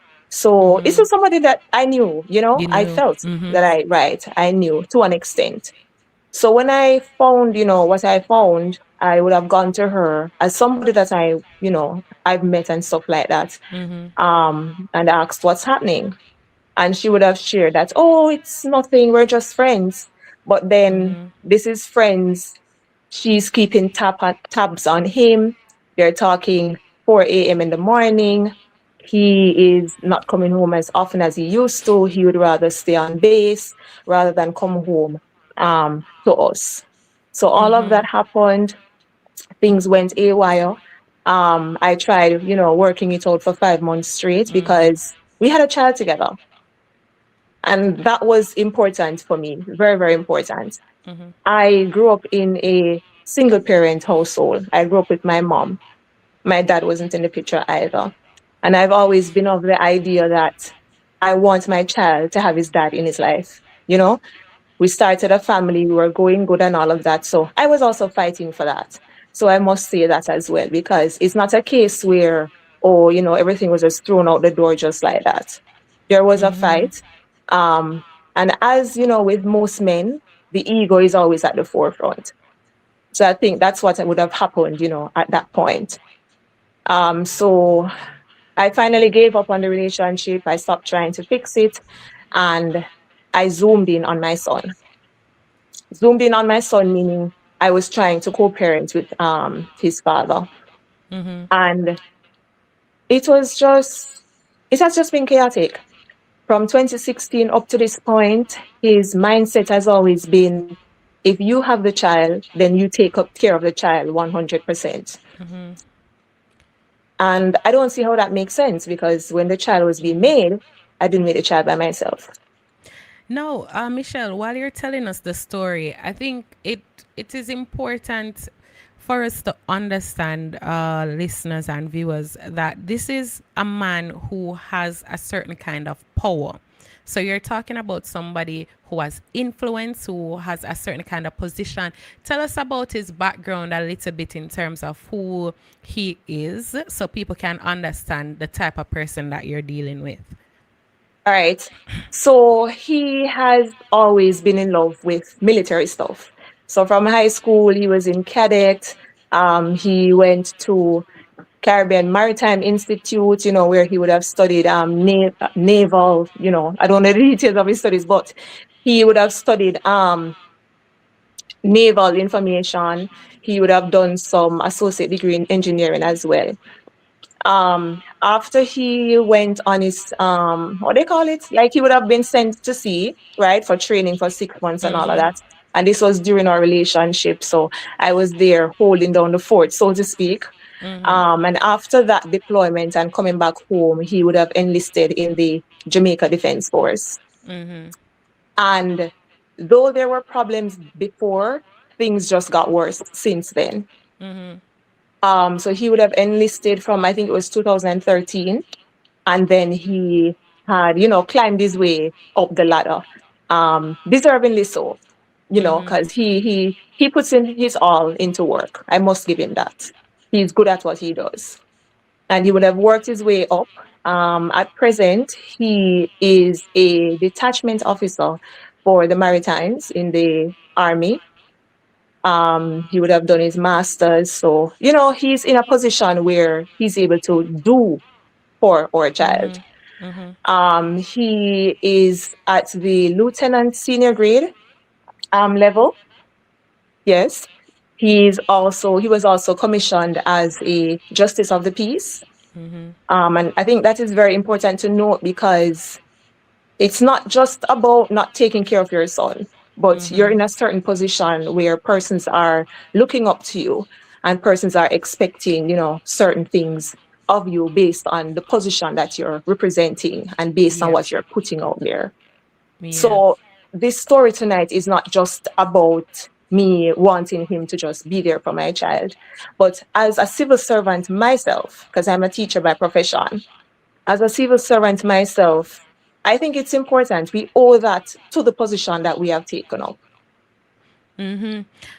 What I want you to do, Michelle, with the time that we have remaining, is also to tell us what happened when you tell us about that journey when you decided to migrate to Japan in 2017 to teach for a bit, and you had to take that opportunity, What happened between you and him where co-parenting is concerned? Okay, so 2017, I would have jumped onto the opportunity to go to Japan and teach on the JET program. While in Japan, my son was here living with his paternal grandmother. And also that decision was made based off his dad. I wanted to ensure that he, based on the person that I know him to be, there wasn't any problem there, as in to say his child is being kept from him by my family or whoever. So I would have decided to leave the child with his paternal grandmother, and she agreed to, help take care of him. At the time, his dad was still living on base, so our son wasn't able to live with him either. So I would have gone to Japan. 2 years would have passed, While in Japan, though, I must say that helping to create a relationship between myself and my child wasn't something that his father did, which would have been something that I would have really appreciated. But unfortunately, it wasn't done. There was one person, though, who saw to it that I was able to communicate with my child. He would take up his personal phone and let me speak with the child, and I really, really appreciated that. So 2 years would have passed. My son's father would have reached out to me to let me know that he's not able to manage. Now, at this point, he was no longer living on base for a while, so he could have had the child live with him, but the child was still living with the grandmother. However, he was saying that he wasn't able to manage to raise our child on his own. Even though he had family support, friend support, he wasn't able to manage. And being a mother, so you had to take it up. Right. And being a mother, I wasn't going to say no to taking my child and doing the best for my child. I was in Japan at the time. I was a bit more settled. So we both agreed to have the child come and stay with me. As I said before, I went on a program, so it was for a limited time period, right? We would have been going on well, we started well and everything, and I'd ensure that our son would call him every weekend. Even after things started going bad, I still saw to it. I made it my duty that he would talk with our son every weekend. And it came to the point where he wanted to know what was going to happen when we returned to Jamaica as it relates to living arrangements for our son. Now, given the type of job that he does, the position that he does, as well as the job that I do, which affords me more time for our child, I would have shared with him that I think it's best that our son resides with me. And then whenever you have the time now, he would come and stay with you or visit with you. And that on top of other factors, which I'll not stray away to, he decided that he was no longer going to financially support our child. So from 2020 running all the way up to 2024, I was taking care of our child by By myself. yourself. And Mhm. then tell us about what happened in 2023, near the time when you were deciding that, your program was wrapping up and you wanted to come back to Jamaica, where around January he filed for the Hague Convention. Tell us about that. All right. So, sorry. So I would have COVID came around. So let's just backtrack a little. COVID came around. My program was for 5 years. That was the maximum. However, because COVID came around, they would have offered us an extra year. I would have shared this with him, and he was in agreement with it that we would have stayed an extra year. However, in January 2023, he would have filed a complaint with the Hague Convention, which is a international convention for the kidnapping of children. So in layman terms, he was basically saying that I kidnapped the child.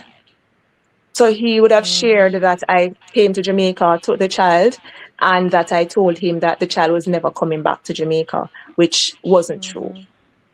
We would have started doing mediation while I was in Japan, and that would have continued to the point where I would have left Japan without his knowledge and returned it to Jamaica. So that's where we are, 2023, back in Jamaica. And throughout this whole entire time, it has just been back and forth with him, back and forth with him, back and forth with him. Right up until when we came back to Jamaica, I also made it my point of duty that he was still having weekly dialogue with his child. The only time he wouldn't talk with him is either if I was busy on that period or he just didn't show up. And there were many of those where he just didn't show up. We didn't hear from him for 2 weeks and all of those things. And then we saw where in September of that same year, 2023, when you came back, the child got sick. You would have notified him, and then November of the same year, 2023, he would have filed for full custody for the child. And we saw where the court decided that it should be a 50-50 situation with the co-parenting, equal time with visitation, shared holidays.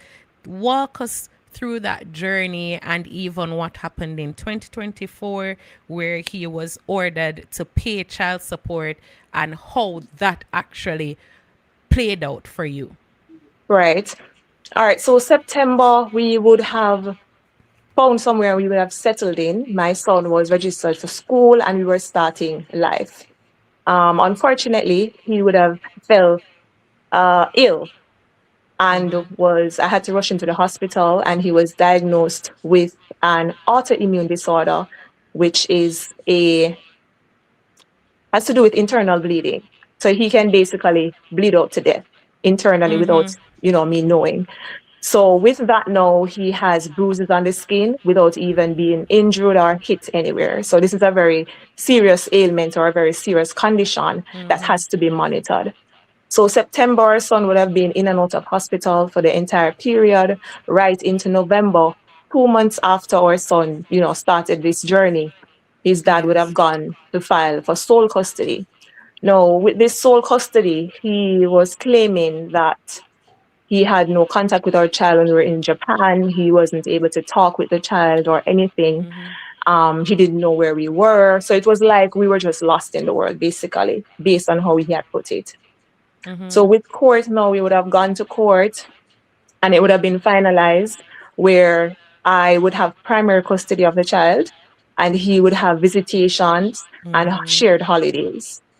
It was also ordered that we would have telephone calls, which I've never had a problem with, as sharing the history would have shown you. He would have bought our son a little cell phone. However, at no point in time, over probably like about a year, did he ever call the phone. And whenever like our child would probably, ask him, Daddy, how you don't call me? He would say that the child is supposed to call him. But as a parent, and even those who are listening, it's your responsibility to reach out to your child, right? Especially at such young age. So that would have happened. The custody case, for those of us who are unaware, so the custody case is totally different from child support. So when you go to court to file for custody, you have to file separately from child support. So once the custody case was finished and finalized, I would have gone ahead and taken him to court for child support.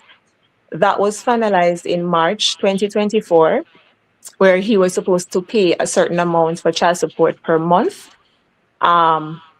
He would have been doing that for a while. However, over a 1-year period, he would not have, however, made his half payment for school and medical. There are times where he would just send what he felt like sending. And one of the things that stand out is when I would send him, like, for example, the list of items, he would outrightly say, like, I'm not paying for snacks. Mind you, our son takes fruits and snacks to school each day. So he would pinpoint what he wants to, pay for and what not to pay for. There are a few months where he chose not to pay any child support. Or last year, when I was I was not well. He had the child for about 2 weeks, and he would have sent just half of child support. So I'm saying all of this just to kind of show you the kind of person that I have dealing with. So as it relates to the child support or spending funds on our child, it's always to the T. So that would have happened. He was supposed to pay child support, and now we're moving down into 2025. So later down in 2025, I became ill. I would have been, going to the hospital, doing tests and all sorts of things. In December, I was diagnosed with cancer. That's December of 2025. Now, with the shared holiday period that we have in our court order, our son would have been with him for the holiday period. However, my condition would have worsened, and I would have communicated to him that I wasn't well. Now, this isn't somebody that I can reason with or talk to, or somebody who shows any sort of compassion for me.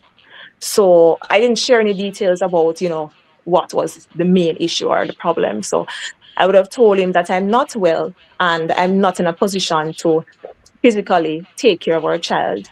So he will have to keep him.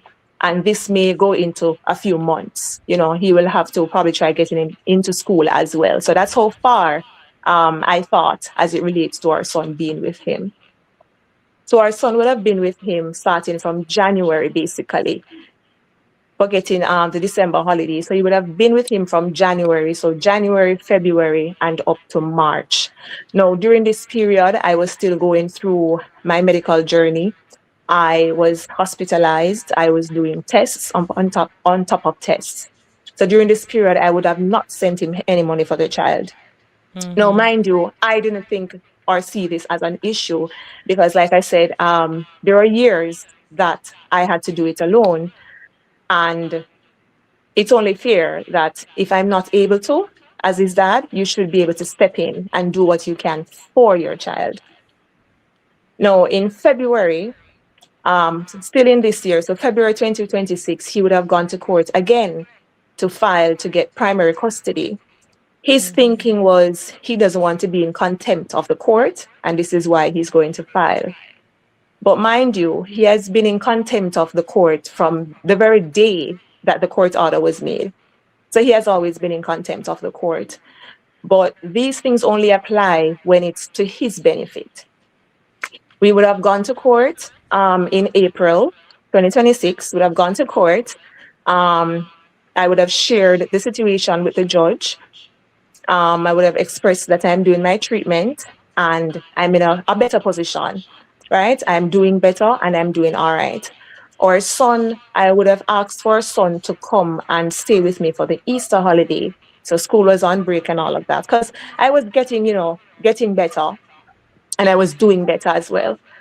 And he would at first state that the child couldn't come because he had planned PEP classes for him. However, I would have told him that that's fine. He doesn't have to have the PEP class with him because remember, I'm a teacher. I teach, upper grade. So I can work with him at home. And with that, he would have agreed to have him come. So I would have gotten back our son April 1st. And as the time went by, and things were happening and stuff like that, I realized that I was doing all right. So I would have reached out to him to let him know that I'm going to be keeping our son now because I'm in a much better position. And, moving forward, this is the plan. Our son was going to school. He would have sent him to a prep school. And this is someone who has also told the court that he couldn't afford a certain amount of child support. He couldn't afford it. However, for the 3 months that he had our child, he would have gotten him into a prep school, which was close to 200,000 per term. My child goes to a primary school because that's where my basket can reach. However, for the 3 months, he was able to send him to prep school for almost 200,000 per term, which he was expecting me to pay as well. I would have reached out to him in April again, stating that our son had not returned with 3 books. So total 3 books, 3 very vital books. These are books that he had using from grades 4 and 5, and he will need for grade 6 because he's going into grade 6. I did not get a response. He would have, however, sent a message requesting again for me to pay him money that was spent between January and April. So January, February, March. I don't think that's a fair point because, like I said, I've been doing this on my own for years. And I think 3 months is just a give and take for your own child. Anyhow, I would have reached out to him in July again, asking for the books to be returned. And my assumption when our child came back to me was that we would pick up on the visitation and continue with the visitation. So I would have sent a message to say, please have the books returned on his next visit to you.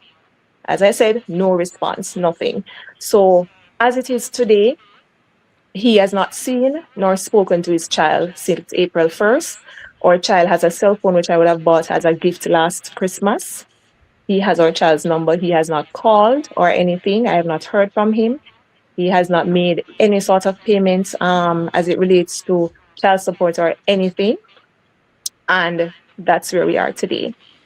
Also, while you share that story, I know persons in the comment section would not know, but you have gone to the JDF twice to make a report. Tell us about that. So in 2024, as well as last year, I would have gone to the JDF. I would have gone specifically to the investigation, the special investigation unit, and I would have filed reports against him. These were taken down, these were put into the system, and I was told that they would pass on the information to his unit, who would then deal with it. I have not heard from anybody, and this is from 2024. I went again last year, as I stated. I have not heard any update. I have not heard anything. The most they would have said to me is that as the civilian, I would not know what it is or what actions would be taken. But in my mind, I'm thinking if actions were indeed taken, then we would have seen some sort of improvement. And we have not seen any improvement at all. And while we're talking about JDF, I've also not been offered the opportunity. So based on what I'm understanding, if you are a member of the JDF, there are certain opportunities or services that are offered to your children. I've never been made aware or informed of any of these opportunities by my son's father. He has also gone as far as holding on to the health card that he has for our child. Mind you, I'm just moving back from a country, starting over again, so I have no health insurance for our son. He would have held on to it. And the only way I, as the mother of his child, will be allowed to use that health card is if his now wife, who he had destroyed our family for, comes with the card, and she taps it. So she has to come with it and tap it. So that's basically where things have been. So I've heard persons say that when their child is sick, they're able to take their child to Park Camp to the doctor. I've never been, able to do any of that. And as a matter of fact, he has also told me that I'm to avoid his workplace. Well, Michelle, thank you for your bravery in sharing your story and just to take a vulnerable moment and make it so public, because this is also something that doesn't just benefit you. There are other people out there who are experiencing these type of things. When you're in a relationship or you have to co-parent with people who have been or who are in very powerful positions, you at times struggle to have any fairness Exactly. distributed in that situation. And so, okay, she should make some. Brown Eyes said you should make an appointment to meet with the JDF Chief of Staff, and that way you can get some assistance also. Or But the issue with head. that is I'm not able to get any contacts for anybody because it's not like that type of information is not just out in the public. So that has been Oh, one of the biggest issues that I'm having. getting So that's any. why I would have even gone to JDF and sought help. No intervention was done. No, not basically nothing has been done. Also, while you were speaking, Michelle, Andre did share in the chat that, PDTV will help you where we can, just to give you some support with the child. Because one thing for sure is that no child should have to suffer through situations like these where parents just have to separate and learn how to co-parent and operate in the best interest of their child or children and behave like adults. So it's Exactly. Yeah. really, it's such a heart-rending story, and especially to know that you're on your own personal journey with your health, and not even in that moment, Not even. not even in that moment could the individual come to the realization that the time has come for me to put aside the pettiness and operate in the best interest of our child. And also a message out there to ladies who are with men in these type of situations. I don't know how you can support a man who is unwilling to take care of his child.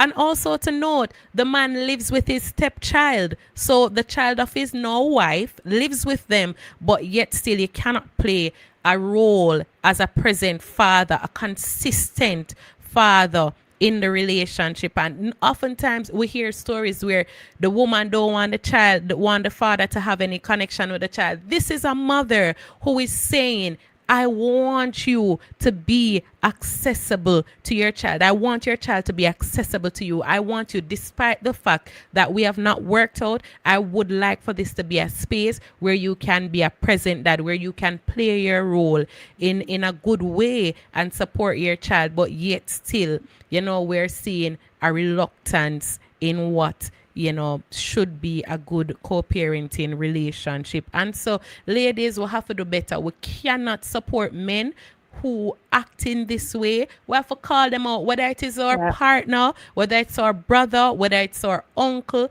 or we cousin them, or any close friends. We have to call them out when them do things like this. You can't know some man operating at them way and you skin teeth with them and you behave as though everything is, all dandy and peaches and cream. We can't do that. And we're not talking, you see, and I like say you talk about one workless man, one man when I This had is somebody nothing. who can, right, who has the means to do it and is choosing, he's choosing not to do it. Ask You me why. understand? Because he's trying to get back at me. But you know what is We true, need to, Michelle? we need to realize as well, darling, that when we lay our bed, what them say, that's saying they go. When they When you spread lay the your bed, you bed, have to you lay, spread your bed, you have to right, lay down your night. exactly. My thing is, stop focusing on me, right? Don't focus on me. Hate me all you want to hate me, no problem. But do what you can for your child. Do what you know you can for your child. That's all it Absolutely. is. Absolutely.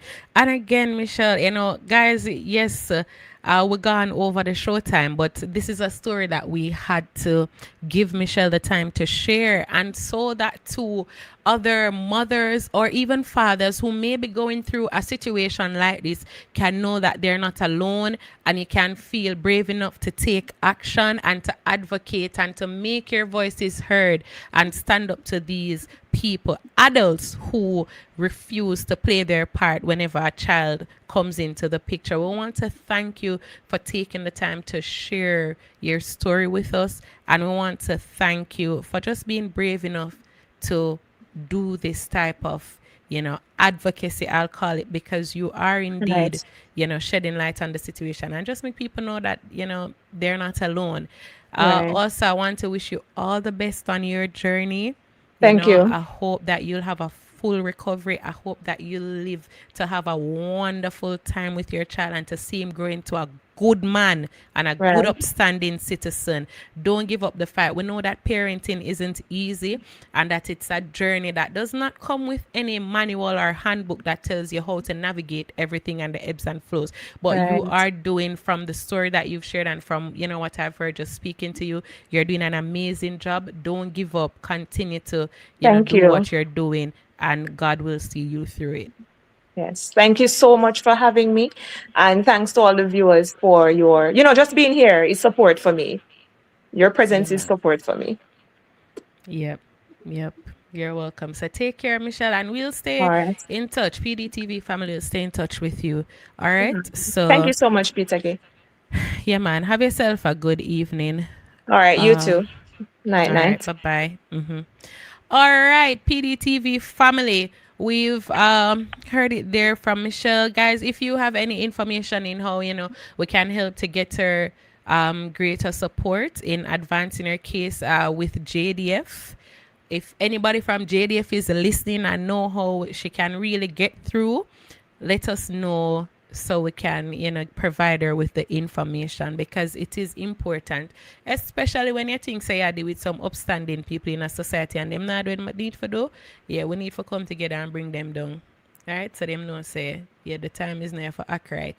Now, well, we have come to the end of our show for this evening. So I want to once again thank you, thank you, thank you. Whether you're joining us in Jamaica or somewhere else in the diaspora or anywhere else, big up yourself. We love you. We love the support. Thank you for sticking it through with us. So we come to the end of another Saturday Night Chill with me, your host, Peter Gay. Right, so wish you a good night. Enjoy your weekend and make sure you're ready for Jamaica Arise tomorrow morning. The show continues. All right, so while you're doing that, take care of yourselves, and I'll see you next Saturday for another Saturday Night Chill. All right, I enjoyed my time with you guys. Enough love and big up. Hold on. Brown Eyes is asking how she can get information. Producer, can you just put back the number on the screen or phone number? It's 995. I'm gonna just display the number, Brown Eyes, and you can WhatsApp us. It's 995-5301. You can send us a WhatsApp with the details and we'll connect with her. Mistress J. Thank you. What day, man? Yes. So, guys, that's the information there. 995-5301. Send us a WhatsApp and let's try to help Michelle with this case so she can get some resolution. All right. All right, great. So that's it for tonight. Take care of yourselves and see you next week, Saturday. All right, awesome.